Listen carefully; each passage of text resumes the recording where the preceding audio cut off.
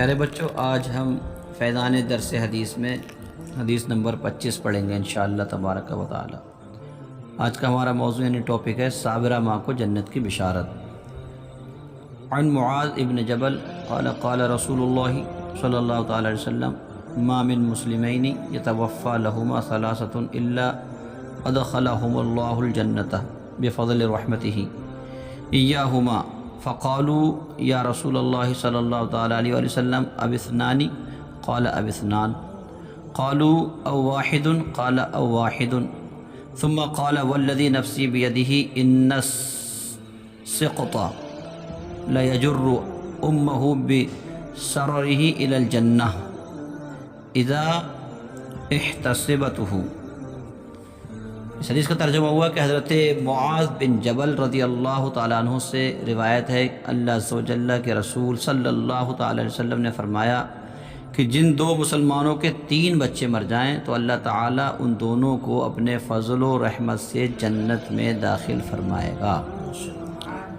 صحابہ نے عرض کیا، یا رسول اللہ صلی اللہ تعالیٰ علیہ وسلم اگر 2 بچے انتقال کر جائیں تو؟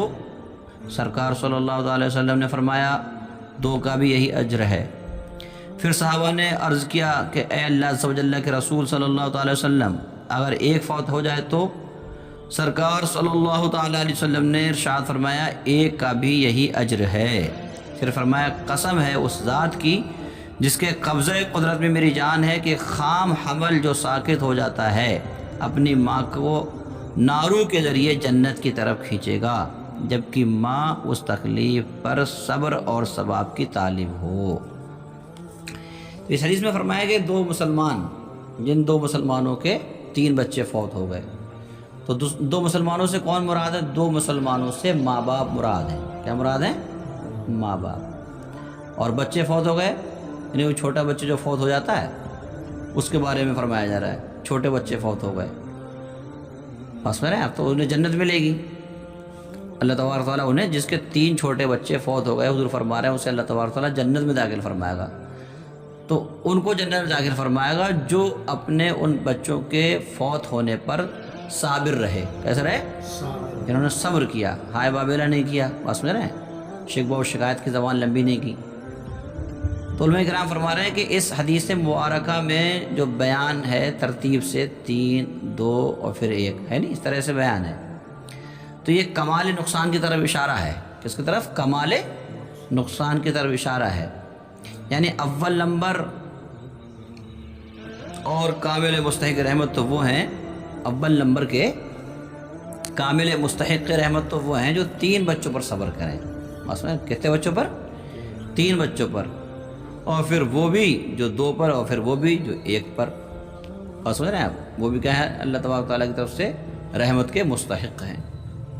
اچھا، اس حدیث میں آیا کہ وہ بچہ جو چھوٹا بچہ فوت ہو گیا اپنی ماں کو نارو کے ذریعے سے کھینچ کے جنت میں لے جائے گا۔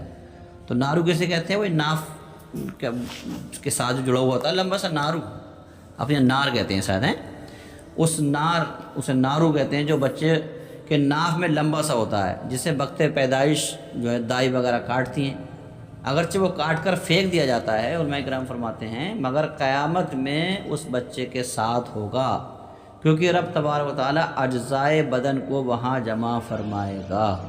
قیامت کے دن تمام اجزائے بدن اس کے جیسا تھا وہ پیدائش کے ٹائم ویسا ہی ساری چیزیں اس کی موجود ہوں گی، بس سمجھ رہے ہیں آپ۔ یہاں تک کہ علماء فرماتے ہیں کہ حتیٰ کہ خلفہ یعنی ختنہ کی ہوئی کھال بھی موجود ہوگی، ختنہ کی ہوئی کھال بھی وہی موجود ہوگی۔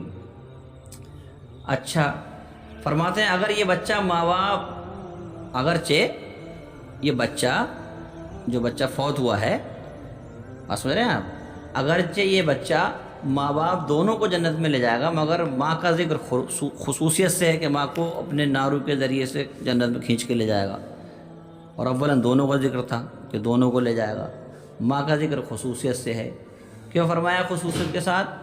ماں کا ذکر خصوصیت کے ساتھ اس لیے فرمایا گیا کہ ماں کو صدمہ زیادہ ہوتا ہے اور صبر کم۔ صبر کیا ہوتا ہے؟ یعنی اس کو صبر کرنا ایک بڑا مشکل کام پڑ جاتا ہے۔ صبر کرنا اولاد کے فوت ہونے پر، اولاد کے انتقال ہونے پر، اولاد کے مر جانے پر ماں کا صبر کرنا ایک مشکل کام ہے، مگر اس کے باوجود بھی اگر وہ صبر کر رہی ہے اس کے باوجود بھی وہ صبر کر رہی ہے، تو اس کو یہ درجہ کمال اللہ تبارک و تعالیٰ عطا فرمائے گا کہ اس کو جنت عطا فرمائے گا۔ اس لیے ماں کا ذکر جو ہے کیا کے ساتھ کیا گیا، خصوصیت کے ساتھ کیا گیا، بخصوص طور پر ماں کا ذکر کیا گیا۔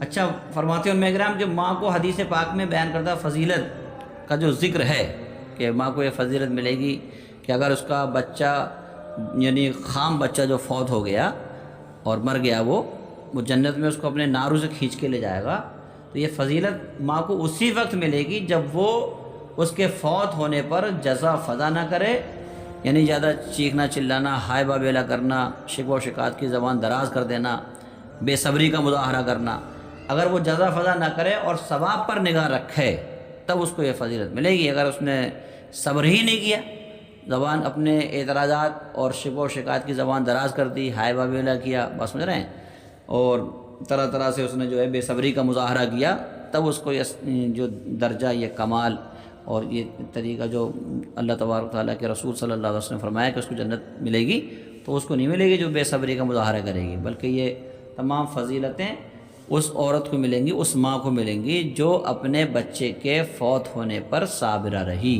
صبر کرنے والی رہی۔ کیسے رہی؟ صبر کرنے والی۔